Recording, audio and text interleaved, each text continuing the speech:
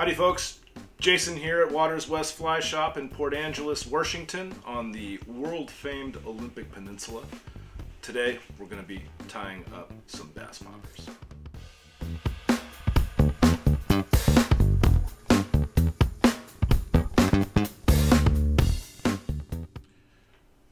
First things first, let's talk about the popper heads. So these Surface Seducer popper heads, of course everything here is available at the shop, Waters West here.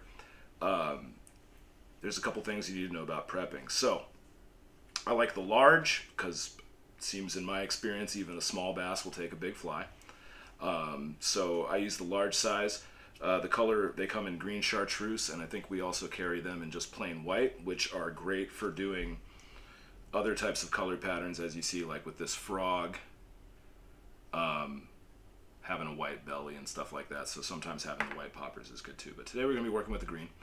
And first thing you should know about prepping your popper is that we've got to create the hole. It's primed for the hole already, but it does not go all the way through the hook. So you need to take your bodkin. That's what I use, at least. I'm sure there might be even a better tool out there available at the shop, of course, but there is a method to this. So the first thing is that we're going to set this bodkin, we're going to stab it through the back. Now, as far as an exit point, there are different exit points, and where the exit point is makes it fish differently. So for example, the popper that I'm going to tie today, I want it to throw a lot of water, and so my exit point for the eye of the hook, I want to be lower. It will sit higher, and then when you give it the tug, when you strip it, it'll force that big mouth here to dive, throw a bunch of water. So I kind of want to angle the bodkin so that I'm coming out right at the bottom there. Okay, and they are soft foam, so you don't really need to worry about squeezing it. They will just kind of rebound, and you can kind of work it slowly, and eventually, if you can see, my bodkin is in a point where that's exactly where I want the eye to be. It's dead center, and it's close to the bottom, and that's going to throw the most water. Of course, if you put it up higher, it'll be a subtler pop. The other thing you can do, of course, is you can reverse these things to make a slider head, and I've seen some really cool mouse patterns and stuff like that where people have reversed them, put mouse eyes on them, and then you get a totally different effect. They're very, very cool material. So I'm going to stab that all the way through. We're going to take a Bic lighter. Don't heat up the whole bodkin, just heat up this. And what this is going to do is it's going to just kind of barely singe the foam head on the way out and kind of give you a hole that's a little more composed. There you go. So that's step number one. Okay, so step number two is we are going to put it on the hook, and the reason that I'm doing this is just to kind of further expand the hole for the hook, so that, because eventually we're going to be super gluing it to the hook, right? And so we want to minimize how much fidgeting and forcing that we have to do with the foam head over the hook. Okay, so these large, like I said, this is a large Surface Seducer head. This is rated for, they say, 2/0 to 4/0. Hook we're using today is an Ahrex or Ahrex. I guess I'm not sure exactly how you pronounce that. Trout Predator 2/0. So we're going to go ahead and put this in the vise. Notice I have no thread on it or anything like that, and that's just because I'm going to be pulling the popper right back off to give it the lipstick.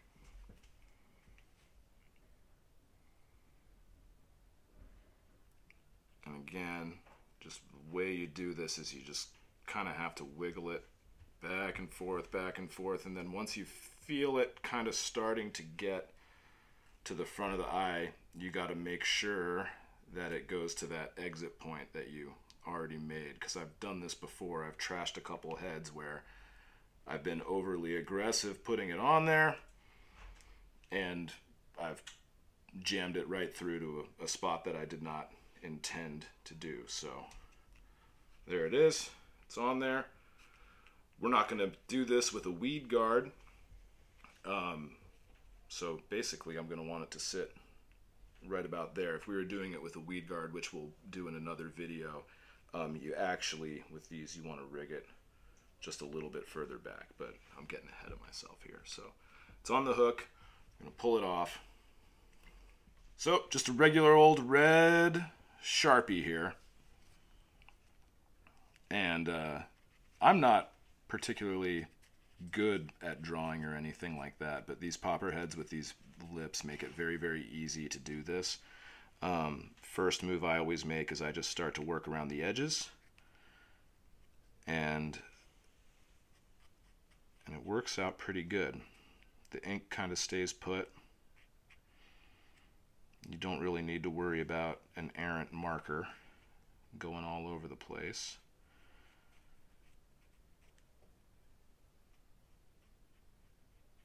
I'm just going to try and work it around, make sure it's more or less even. And the marker job, I guess, that I'm going to put on this is actually going to be kind of a bloody lip thing, and I'll show you. That'll kind of come up later in the video. But basically, when it comes to coloring these, if you're going to do it with a Sharpie, do the mouth first, and then once it's set on the shank, we'll do everything else. So after that's done, you really want to lay the ink on thick. Your fingers aren't really going to be in the mouth of this thing, so you don't really need to worry about the ink being wet and bleeding to other parts of the popper head, like I showed you with this example earlier. That was actually something I had too much on top, but for the most part, you're not going to be putting your hands around here before the ink is set. So lay it on pretty thick, and because this is a colored head, you do have to lay it on pretty thick. Alright, so now we're ready to mount the head with the glue and all the stuff. So since we have kind of gauged that hole out, there needs to be a thread base, of course, in order for the super glue to kind of adhere to the foam and all of that. So we're just going to put down a base of thread, and it's got to be heavy.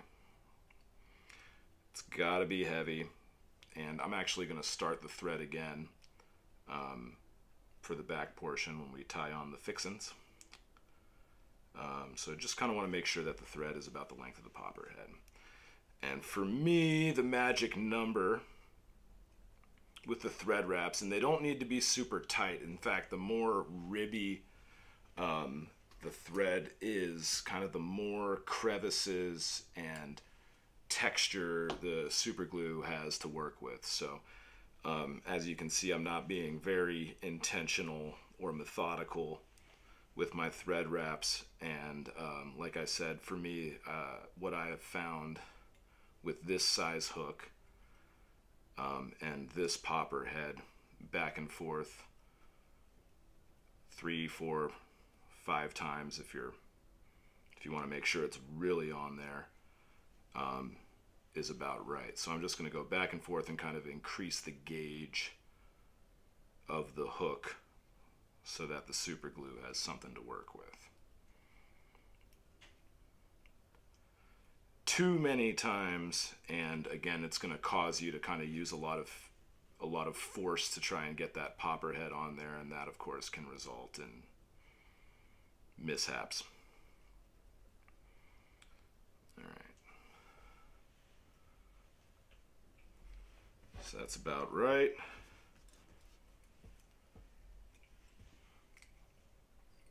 Just going to whip finish this a couple times, pop it off, snip the thread.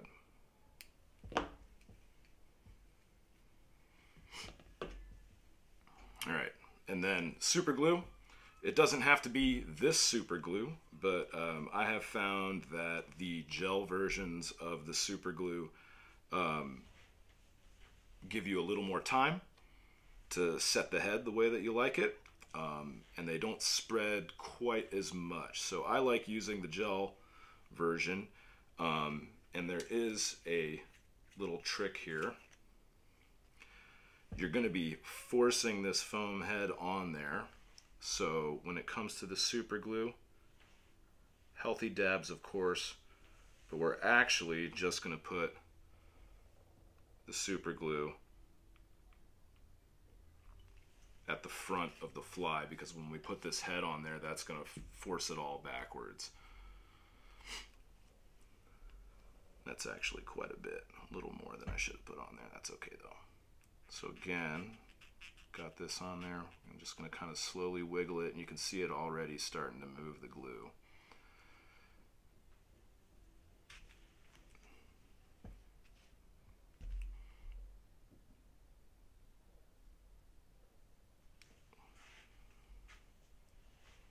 I actually went a little too far, so I'm going to try and work it back up a little bit. All right. And that's where it wants to sit. So earlier I was saying we want it to be a little bit more forward. That's okay. If you were tying a weed guard, that's actually exactly where you'd want it. All right, change of plans. We're going with a weed guard. And the reason for that is, as you might have noticed when I put the popper head on there, because I was, again, using too much force and maybe not wiggling it enough, I ended up pushing it way back. And I have noticed that when using these things, if you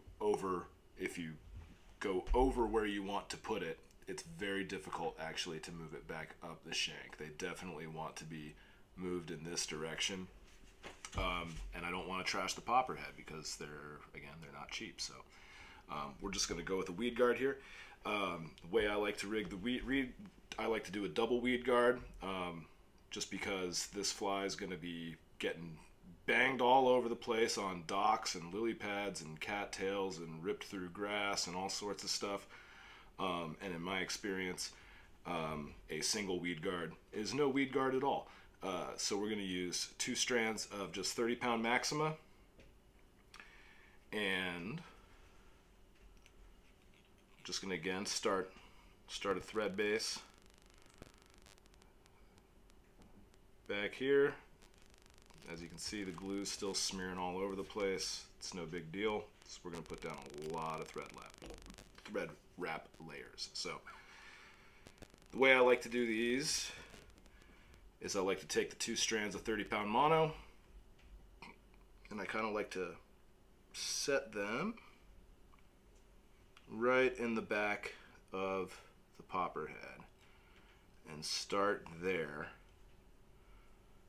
with some light wraps, and then really start cranking it down. And you can kind of use your thumb to guide it down the shank of the hook. And with these weed guards, you want to tie them as deep as you possibly can into the bend of the hook to keep it from fouling with your other materials. For instance, if I were to stop right here, all my rubber legs and all the junk that I'm about to stack on the back of this fly would just end up in the weed guard after a few bad casts on a windy day. So, like I said, we're just going to try and work this thing down. You kind of get to a point where you can't guide it from the back of the hook, so I'll just start pulling it down this way to try and keep that same angle. And I'm going to go, like I said, I'm going to go as deep into the bend of the hook as I possibly can with this. So right about there. And then just very, very, very, very heavy on the thread wraps on the way back up.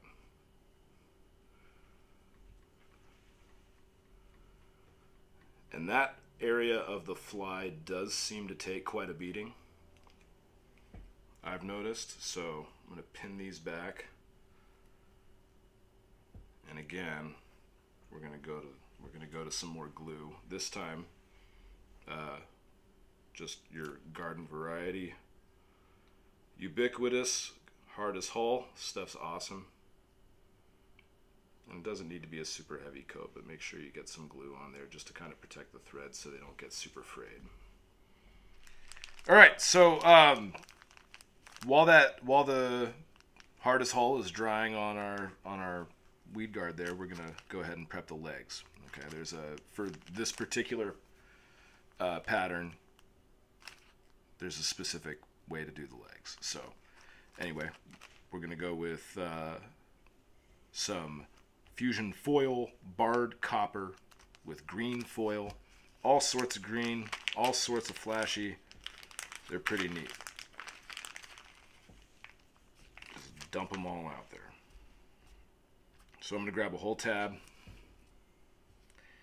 and the magic number for me, you can experiment for yourself of course, but the magic number for me has been 6. So I am going to try to count, which is difficult sometimes. Let's see, 1, 2, 3, 4. There's 6 right there. Pull that off. You can just kind of rip it from the tab there. Keep the tabs intact after you rip it. And then the legs aren't going to be super long, but you are going to want to tie a knot. So however best you do that, just an overhand knot is all you need. It doesn't even really matter. If with one tab of legs you're working with way more material than you need to be. So I just kind of put the knot anywhere and then cinch it tight, just like that. As you can see, the knot, of course, is not in the center, so whichever side is off center, I'm going to keep that tab intact. So for example, here, keep the tab intact on this side, and I'm just going to go ahead, take my scissors, and cut this side. And the reason for doing that is because we're actually going to tie this leg, this is going to be frog legs, we're going to tie this leg in 2 separate spots, and I'll show you why. Let me get a good example here.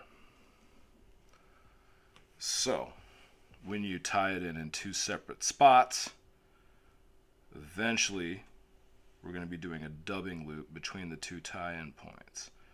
And if we shorten the length on the front point, do you see how that frog is splayed out when it's resting like that?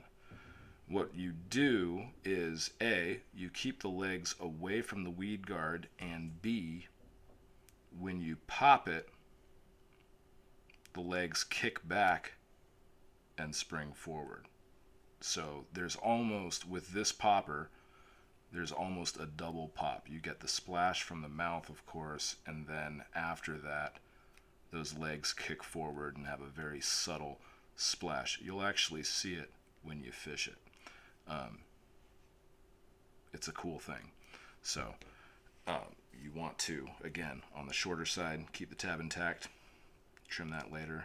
On the long side, just go ahead and trim it. We're going to do 2 sets of those. And like I said, for me, 6 is the magic number. Feel free to mix and match them. I've done that. Frog legs, of course, are not uniform in color, so like as you can see here, I've experimented with adding all sorts of different colors. You know, frog legs are kind of dark on top and lighter on the bottom, so here I tried to achieve that, you know, with some pink and white and all sorts of stuff. You can really go, you can get very creative with the legs. So yeah, again, for me, like I said, I found 6, but I'm sure you could do more if you wanted to make even more of a splash. Okay, so glue's dried, legs are all ready to go.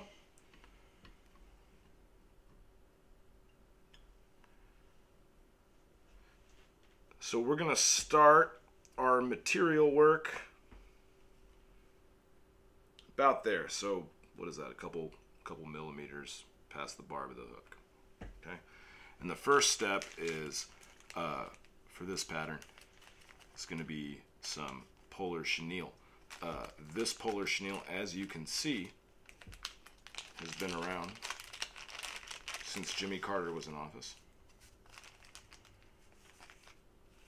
And today's a momentous day because it looks like I'm going to be using almost the rest of it. So you are witnessing decades of chartreuse UV polar chenille coming to a close. It's the closing of an era. That package has been with me a long time. Again, bass fly, there's going to be a lot of junk here. I'm just going to wrap all of this down, trim it later. What you do want to do when you start wrapping this stuff is you want a bump to keep the legs, again, the legs that we just tied, you want those away from the weed guard, because picking the legs out of the weed guard is no fun. It's a waste of time. So I did 3 wraps there.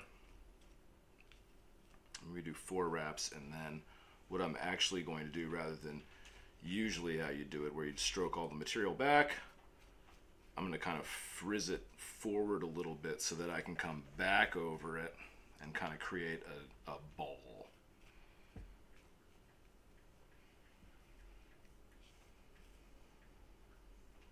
Just like that. Just takes a few.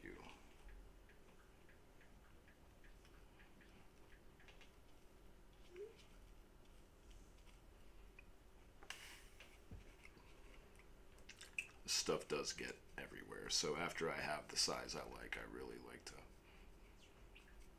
try and get it so that it's mostly back there. So tangly. Again, just tie it off. A lot of this fly is kind of just anchoring stuff down and then cleaning up the mess later.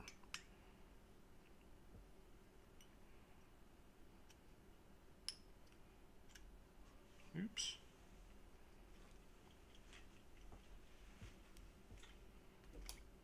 All right.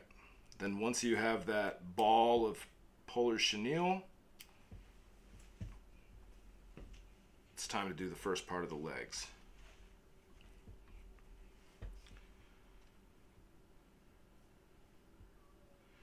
So again, we tied a nice even number, 6. If you're going to go heavier or lighter on the legs, it seems that an even number would be the best way to go, so that you can have an even number, even pull and push, or however you say it. So the knot that I have here, I don't want to extend, in this case, too far beyond the chenille. Obviously, with a lot of poppers, you can go pretty crazy. There's some here that are in front of me that are like that. This one would be an example, right? Very, very big, ridiculous. But this one's going to be a little more froggy, a little more earthy than that one. So I'm going to take the knot. I don't want to stretch the legs. Just kind of want to pull them to where they're going to be natural. And I'm going to anchor these just right on the side. And I'm going to make my last thread wrap, in this case being the anchor point. I'm going to make that thread wrap as close to that ball as I can. Get it wrapped right up next to it so that the ball is forcing that back leg outward and away from my weed guard. And then once you have that anchored, you can take the front portion of those legs, stow them away with whatever system you've got, clips. I've got this little spring thing Works pretty good most of the time. And then I can just go ahead and trim that off there. We don't need that anymore. Do the same thing on the other side. Again, make sure I've got the legs pretty evenly divided. By evenly, I mean that if you divide 6 by 2, you get 3.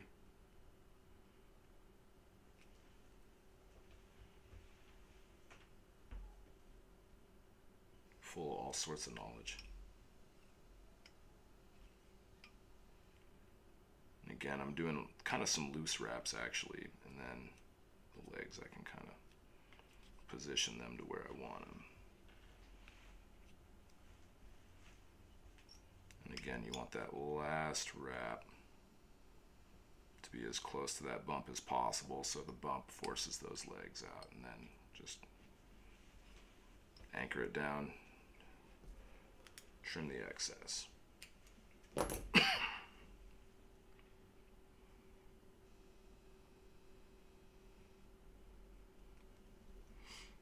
All right, so we got the legs in place. My weed guard seems to have come loose. I'm going to stow that away again.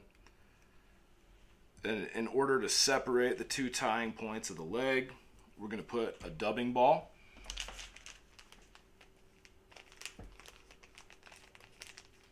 For the dubbing ball, we're just going to use Senyo's Fusion Dub in Emerald. So we're kind of, with this fly, we're kind of going with a bunch of varieties of green, right? So we got chartreuse, we've got olive with the legs, we've got emerald, I'm colorblind, I think that's green also. And we're just going with a bunch of green. So you don't need to worry about, it's not going to be like a composite loop. We're not going to trim a bunch of materials. We're actually, this stuff is a very good length for this fly, as it is. So as you can see here, by mixing all the greens, we kind of get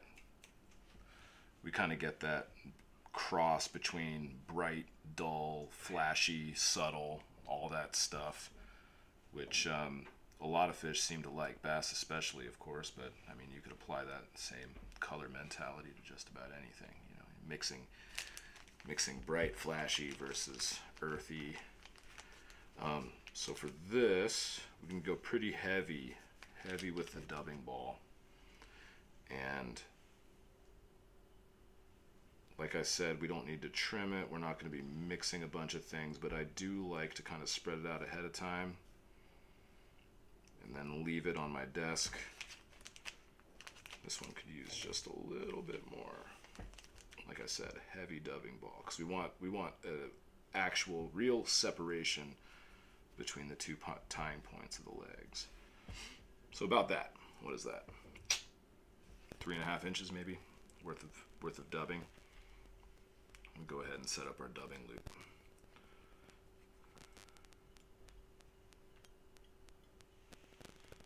And again, we want everything resting up against that bump we created with the polar chenille.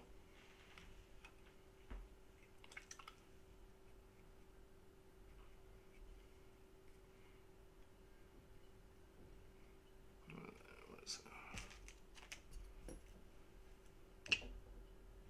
Trapped. What are you doing there? Stubborn, disobedient chenille. All right. And with this, does not take a lot of care at all. Just load it right in the loop.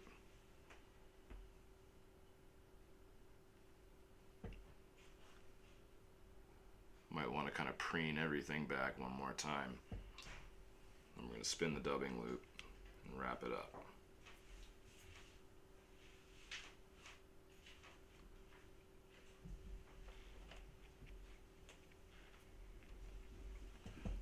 Cool, so we got our yarn. I'm going to pick it out.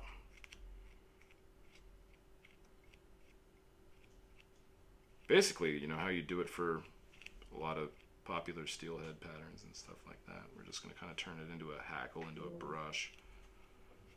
Find all those clumps, pick them out.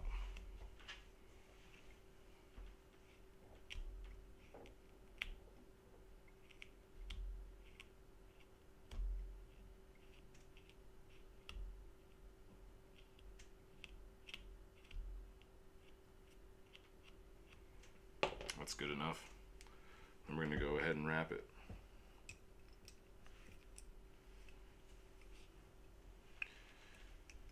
And the goal here is we kind of want this yarn brush or dubbing loop, we kind of want it to end up pretty close, very close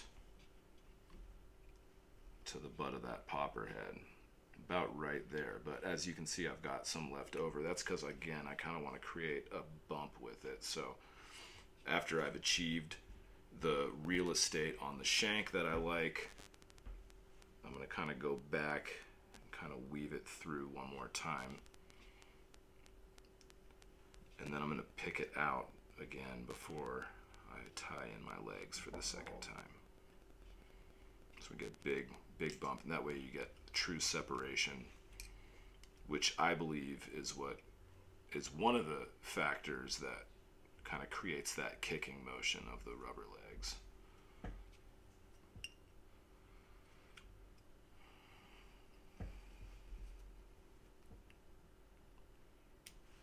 Okay. So, time to tie in our second point on the legs. Again, the effect that we're going for is the kicking motion, and you can do that by making sure that the length of leg that you tie in from the shank to the knot is shorter than the last tie-in point. So I'm going to pick this out real quick.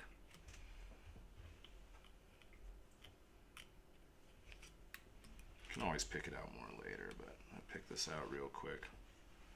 Comb it back, and again, this would be a good example. You see when that frog hits the water, its legs are going to be splayed out, and with the strips, the legs will come back and then pop forward, so you get kind of that second pop. I think that's the key that makes, well, one of the keys that makes this pattern effective. Who knows? They probably will chase anything on the surface, right? But anyway, there is no science to doing this part. So I just kind of go with the amount of tension on the leg that I think is appropriate, maybe gauge the back bend of it, but really you just kind of want to make sure that when you tie in this front portion of the legs that it's a little less slack than the back portion. That's really all there is to it. And it kind of seems to end up looking good no matter what.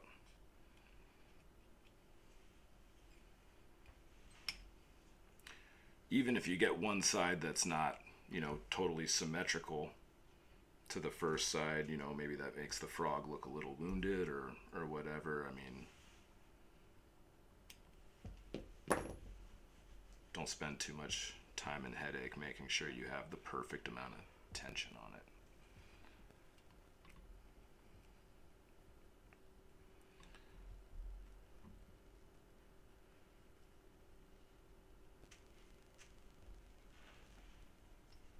Ouch.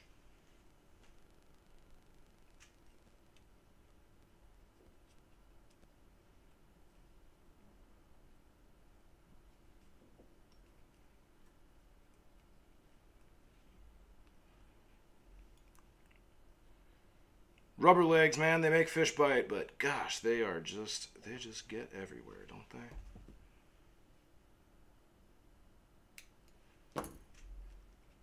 They are difficult to manage, I think, anyway. All right, so there we go.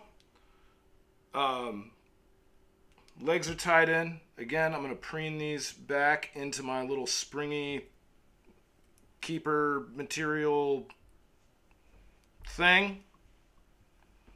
And then, nobody wants a thread gap there, so we should probably fill it with something. In this case, it's going to be just a chartreuse saddle hackle. Any old one will do. When I'm tying these, I don't size them or anything. I just kind of pick one and go with it.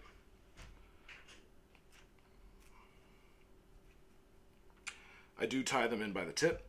If you want to get them super super stiff and thick, you can tie two at the same time. This one I think I tied with two at the same time. That of course creates an effect. See a lot of bass tires do that, tie them both in at the same time, so you get kind of like a doubled hackle. And I think that looks cool too. So again, this is going to go all the way to the back of the popper head.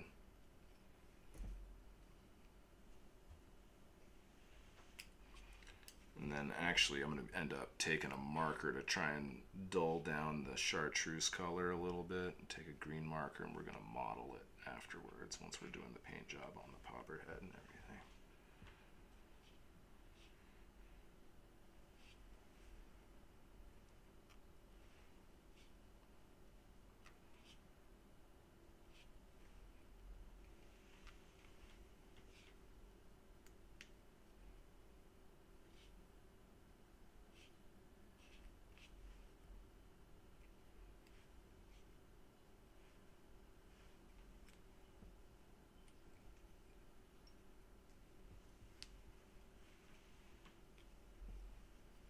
Do 3 behind the stem and 3 in front.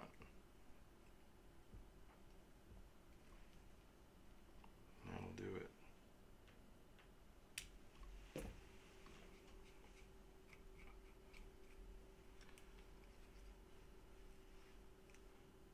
Then we're just going to put a couple whip finishes back here and glue it, and then we can do the fun part, which of course is coloring the popper head.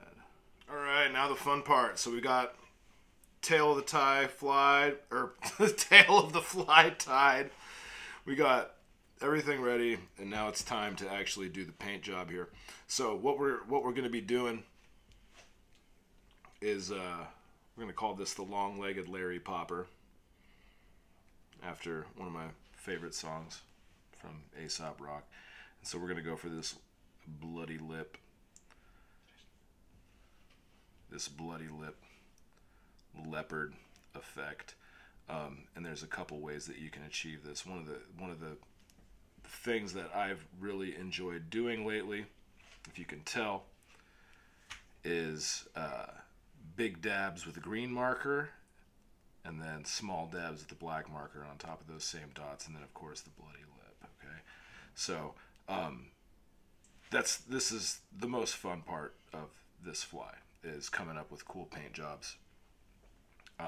Like I said, with the white ones, you can create really cool bellies.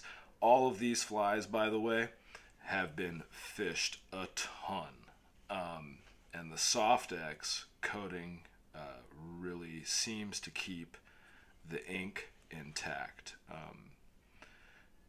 And like I said, like the airbrush flies and everything are super sexy and cool, but these are certainly not uncool, and you can do it for cheap. So let's get to Bob Rossin. So the first step that I'm going to do with my red marker is I'm going to come down on the bottom side of the fly. And if you don't have a rotary vise, you can do this ahead of time. I forgot to mention that. If you don't have a rotary vise, that's totally, it's a very feasible pattern to do without a rotary vise. You just do this ahead of time. But the first thing I'm going to do is go beyond the lip a little bit and start to kind of fill in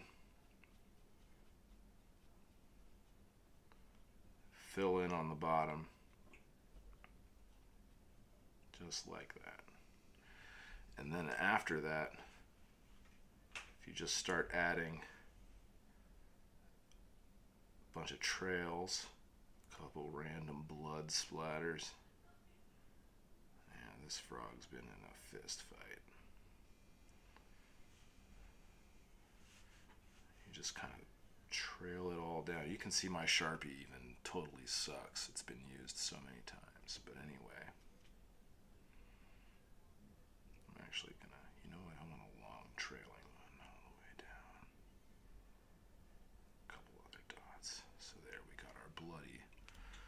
Our bloody lip. Bleeding from the lipstick. Next move that I'm going to make is I'm going to turn it around to the top. And I'm actually going to use my black marker here. And I like, on my poppers, and again, just go crazy with the stuff. I kind of like to do like a V pattern on the top like that, and then I just take this thing and I just drag it all the way to the butt. Like that. And then just a couple randomized veiny drags away from that. And of course, if they're not symmetrical, that's good. That's how things are. Things are asymmetrical on planet Earth. Now, this is the cool technique that I've discovered coloring these with Sharpies. And there's a couple flies here again with this same thing, but doing the double dab with the green and the black, I think makes for a very lifelike pattern. So what I'm going to do with my green Sharpie, and this is just regular old green. I don't think there's a fancy green name for this, but of course I'm sure if you found, I mean, Sharpies come in all sorts of colors these days. But I do heavy, really press them. Really press these green dots and just start going crazy with them. It's fun. I'm having so much fun right now. It's hard for you to tell how much fun I'm having. I guarantee you, I'm enjoying myself. Ooh, pulling right there. Yeah, baby. More green dots. Again, really heavy. Really kind of shoving the marker in.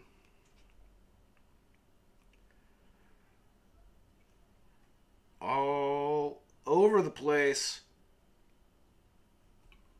It's a green Sharpie marker festival of dots. You should probably have some joyous music playing while you're doing this. Joyous. And there we go. So there's that. Give it a few seconds to dry. As you can see, some of these are pretty heavy. You can see the ink is still wet on that one. Let it dry out. Just for a second, admire it.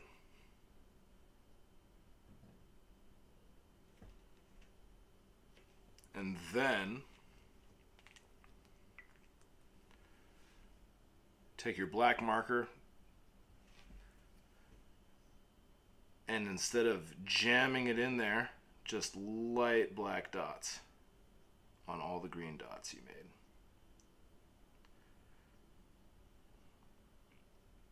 And like I said, when you look at a frog,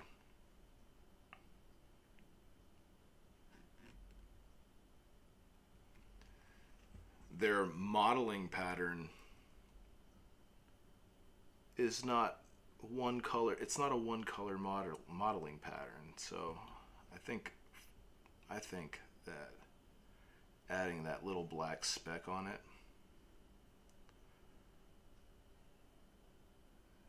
adds kind of like a very lifelike characteristic. But again, feel free to do whatever it is that you want to do. Okay, so while that's drying, while it's all drying, we're going to go ahead, we're going to get our weed guard set. Once our weed guard is set, that's when we'll come in with the eyes and the soft X and all the other stuff. And a key thing, take your junky scissors or whatever. Oop, as you can see, I'm looking at my lip, my lower bloody lip. I see green. I'm going to fill that in. Kind of the process is when you see little things that need to be covered up, go ahead and do it. But if you kind of anchor your bottom blade of the scissor, kind of take a snip there, snip there. This is going to make room for our weed guard. Temporarily lost my bodkin. Here it is. Pull that out of there. And then, of course, I'm going to jam that red Sharpie in there, make sure that it's still got color. Time to pull the weed guard through. And basically, the move here is we're just going to put them both through the eye of the hook.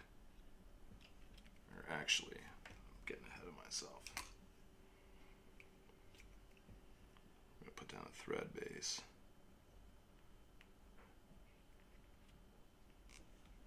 This part's kind of a pain.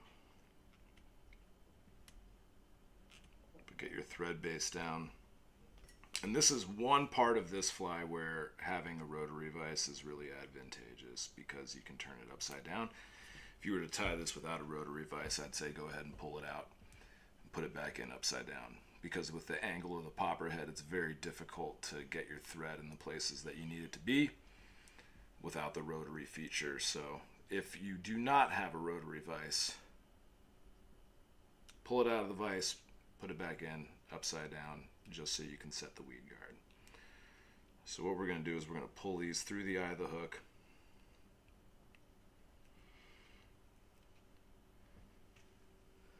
Try to measure them out. I like my weed guard so that it's not dangling so far below the point of the hook. I like it so that it's pretty close. And then, of course, remember that the space of the jaws is going to spread it out and add even more length to your weed guard. So you kind of have to judge it. So I'm there, and then I'm going to make, you really got to crank this down. And I'm not using super heavy thread. I think I'm using 6/0 thread, but maybe make just like 1 or 2 anchoring wraps. And of course, it's very helpful to go through and just trim these out with wire cutters or whatever garbage scissors you have lying around, and then you can kind of come back in and get these. And then, as you can see, very little thread is out of the head, and I'm going to try and pull that back all the way to that slit that I made.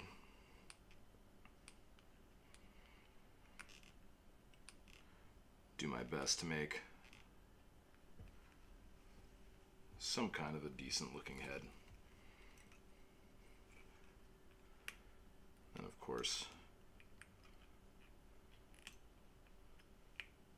just kind of work your whip finisher in there a few times, tie it off.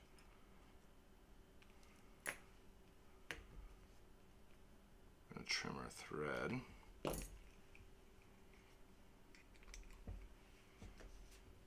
And then, oops, I'm going to heat up our bodkin again. Get it super hot this time.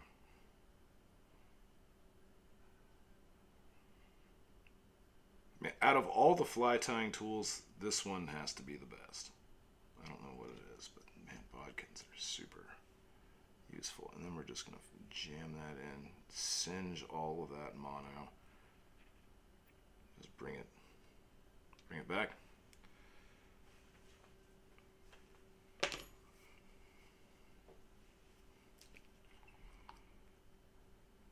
Here comes the hardest hole.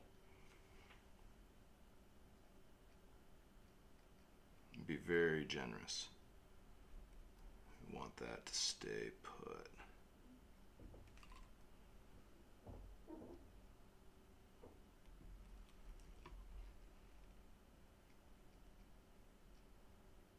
Again, it's a big hook, right? 2/0, so even if you get some in the eye, you can always just poke it out and nobody will know the difference. So, gonna do that. And then, eye time.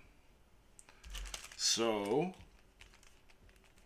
I found that, again, for the large Surface Seducer popper, for me, I found the best fit is the 7/32 from Hairline. I think this company also makes their own eyes and stuff like that. Those are also available here at Waters West. But as any fly tire knows, sometimes you've got to not have the thing that is what is perfectly designed for the product. And in this case, the Hairline eyes, they fit perfectly. So, no biggie. Again, I'm going to use the gel. Be very, very, not a lot with the gel in this case. I've noticed that if you use too much, got some kind of a weird goober there. I picked that out. But I've noticed that if you use too much, it can kind of develop a film over the eye, which for me is undesirable. So I'm going to just kind of lay the eye in there like that loosely, and I'm going to use the butt with my dubbing needle to just kind of lay it down. There's one. Still got a little bit of that goober left.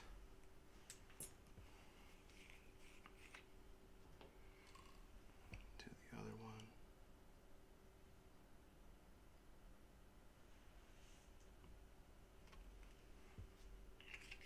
More goobers.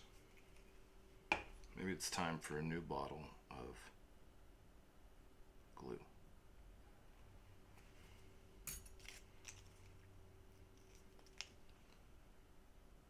And again,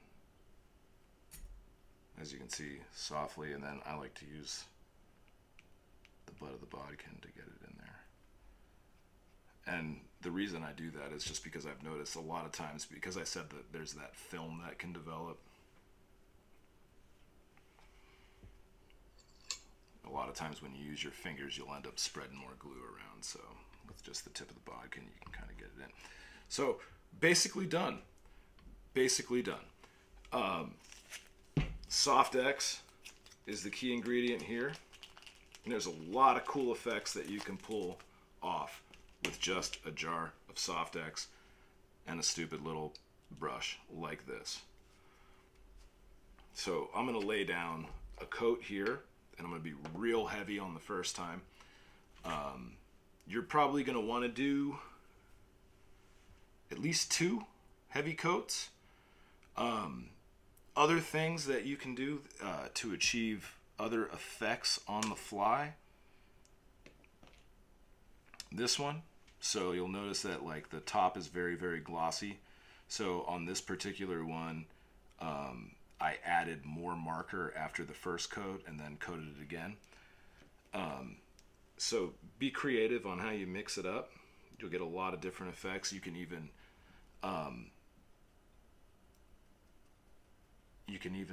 add kind of feathering effects with the more you put on it. Although I will say that the more you add, the more weight you add.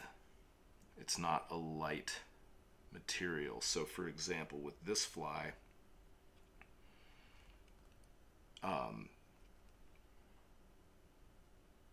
for me, on a 7 weight, this is about the max size, max weight that for me a 7 weight can really carry. But the 7 weight that I fish just kind of has a standard taper line on it. I'm sure that with some of the really advanced different bass tapers and predator tapers and stuff that are available now. If I were to switch to one of those, I'm sure that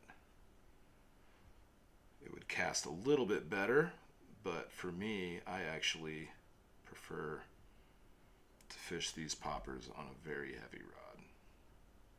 9, 8, 9. Because most of the bass fishing that I do is out of my Watermaster, and a lot of times you're dealing with wind and spinning, and it's difficult to have a very secure casting platform, so kind of the bigger, heavier the better in terms of getting it to where you want to go. And so yeah, you really, like I said, the first coat I tend to really goop it on, especially over the eyes.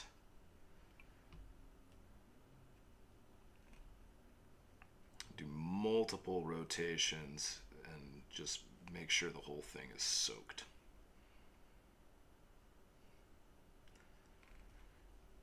And then of course I usually like to tip it up and get the lipstick and the inside of that and get it really heavy. And actually usually with the mouth of the popper, I only really need to do one heavy coat.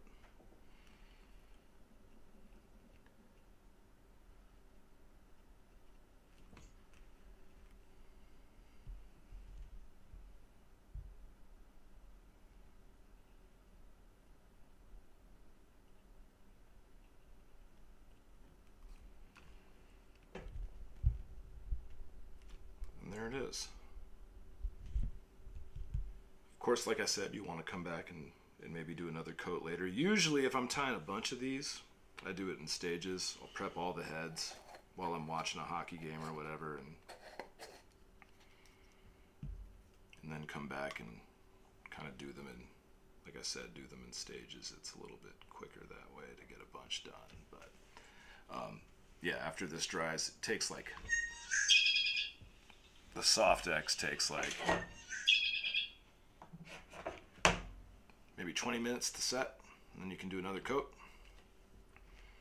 But at this point, I'll pull the legs back out, and I'll think about how long I want the toes to be. About a 1/2 inch, I think, is good. I'll go through and cut those.